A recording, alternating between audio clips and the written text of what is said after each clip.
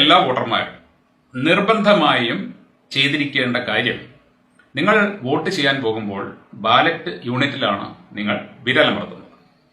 ഒന്നാമതായിട്ട് നിങ്ങൾ ശ്രദ്ധിക്കേണ്ടത്, ബാലറ്റ് യൂണിറ്റിൽ നിങ്ങൾ ആർക്കാണോ വോട്ട് ചെയ്യാൻ ആഗ്രഹിക്കുന്നത് ആ സ്ഥാനാർത്ഥിയുടെ ചിഹ്നം കൃത്യമായിട്ട് കണ്ടെത്തുക എന്നുള്ളതാണ്.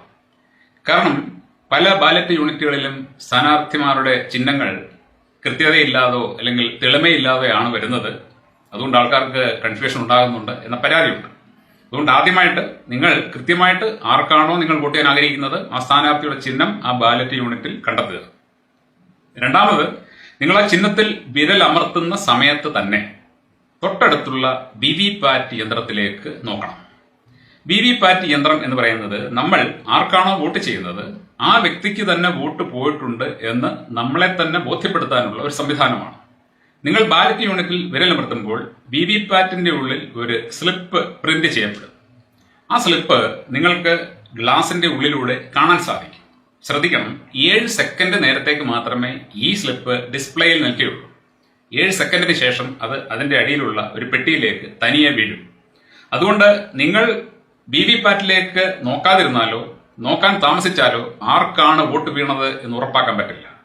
അതുകൊണ്ട് നിർബന്ധമായും നിങ്ങൾ ഇത് ചെയ്തിരിക്കണം. അതായത് നിങ്ങൾ ബാലറ്റ് യൂണിറ്റിൽ വിരലമർത്തുന്ന സമയത്ത് തന്നെ വിവിപാറ്റിലേക്ക് നോക്കി നിങ്ങൾ ആർക്കാണോ വോട്ട് ചെയ്തത് അതേ സ്ഥാനാർത്ഥിയുടെ പേരിൽ തന്നെ വിവിപാറ്റ് സ്ലിപ്പ് പ്രിന്റ് ചെയ്തിട്ടുണ്ട് എന്ന് ഉറപ്പാക്കണം.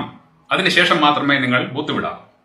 ഇനി ഏതെങ്കിലും കാരണവശാൽ നിങ്ങൾ ചെയ്ത വോട്ട് നിങ്ങൾക്ക് കാണാൻ സാധിക്കാതെ വന്നാൽ, അതായത് വിവിപാറ്റ് സ്ലിപ്പ് പ്രിന്റ് ചെയ്യാതിരിക്കുകയോ അല്ലെങ്കിൽ പ്രിന്റ് ചെയ്ത സ്ലിപ്പ് നിങ്ങൾക്ക് കാണാൻ സാധിക്കാതെ വരികയോ ചെയ്തു കഴിഞ്ഞാൽ നിങ്ങൾ ആ സമയത്ത് തന്നെ ആരാണോ ആ ബൂത്തിന്റെ ഇൻചാർജ് ആ വ്യക്തിയെ വിളിച്ച് ഈ കാര്യം പറയുകയും ആ പ്രശ്നം പരിഹരിക്കാൻ ആവശ്യപ്പെടുകയും വേണം. നിങ്ങളുടെ ആ പ്രശ്നം പരിഹരിച്ച ശേഷം മാത്രമേ അടുത്ത വ്യക്തി വോട്ട് ചെയ്യാവൂ. അത് നിങ്ങൾ ഉറപ്പാക്കണം. കാരണം നിങ്ങൾ ആർക്കാണോ വോട്ട് ചെയ്തത് അത് അയാൾക്ക് തന്നെ പോയിട്ടുണ്ട് എന്നുള്ളത് നിങ്ങളെ ബോധ്യപ്പെടുത്താൻ വേണ്ടിയാണ് വിവിപാറ്റ് ഉള്ളത്. ആ വിവിപാറ്റ് കൃത്യമായിട്ട് ഡിസ്പ്ലേ ചെയ്തില്ലെങ്കിൽ അത് നിങ്ങൾക്ക് പരാതിപ്പെടാനും അത് പരിഹരിച്ചു തരാൻ അവരോട് ആവശ്യപ്പെടാനുമുള്ള പൂർണ്ണ അധികാരമുണ്ട്. അതുപോലെ തന്നെ നിങ്ങൾ ചെയ്ത വോട്ട് നിങ്ങൾ ഉദ്ദേശിച്ച സ്ഥാനാർത്ഥിക്കല്ല മറ്റൊരു സ്ഥാനാർത്ഥിക്കാണ് പോയതെങ്കിലും ആ പ്രശ്നവും പരിഹരിക്കാതെ അടുത്ത വ്യക്തി വോട്ട് ചെയ്യാൻ പാടില്ല. അപ്പോൾ ഇത് പോകുന്ന എല്ലാ വോട്ടർമാരും ഉറപ്പാക്കണം. നിങ്ങൾ ഒരു കാരണവശാലും ശരി ഇലക്ഷൻ ബൂത്തിലിരിക്കുന്ന ആൾക്കാരെ നിങ്ങളുടെ യജമാനന്മാരായിട്ടോ അവരെ ബാഗോ ചെയ്യേണ്ട കാര്യമില്ല. അവർ നിങ്ങളുടെ ദാസന്മാരാണ്, നിങ്ങളുടെ സെർവൻസ് ആണ്. പൊതുജനത്തിന് വേണ്ടിയാണ് അവരവിടെ ഇരിക്കുന്നത്. അതുകൊണ്ട് ഇലക്ഷൻ സുതാര്യമായിട്ട് നടക്കുന്നുണ്ട് എന്ന് ഉറപ്പാക്കേണ്ടതും നിങ്ങൾ ചെയ്ത വോട്ട് കൃത്യമായിട്ട് വീണിട്ടുണ്ട് എന്ന് നിങ്ങളെ ബോധ്യപ്പെടുത്തേണ്ടതും അവരുടെ കടമയാണ്, കർത്തവ്യമാണ്. അതുകൊണ്ട് എല്ലാ വോട്ടർമാരും ഇത് ഉറപ്പാക്കണം.